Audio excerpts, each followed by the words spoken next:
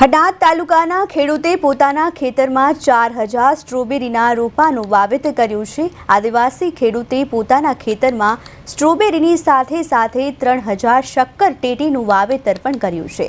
Strawberry હંમેશા ઠંડા રાજ્યમાં અને ઠંડા પ્રદેશમાં ઉગે છે, ત્યારે જયંતિભાઈ નામના ખેડૂતે અરવલ્લીની પહાડીઓ પર સફળ રીતે વાવેતર કર્યું છે।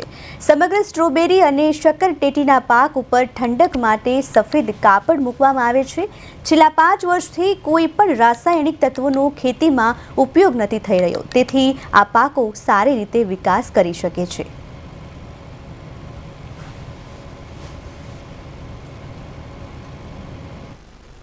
નાનો એવો ખેડૂત છું અને અમારો વિસ્તાર બહુ જબરજસ્ત ગરમી પડે છે।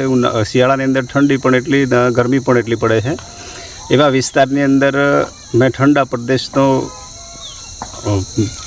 વાવેતર કર્યું છે। ઠંડા પ્રદેશનું એટલે કે સ્ટ્રોબેરી, અને બીજા નંબરમાં શક્કરટેટી કે જે આઉટ સિઝનની અંદર વાવેતર કર્યું છે 22 ઓક્ટોબરના રોજ।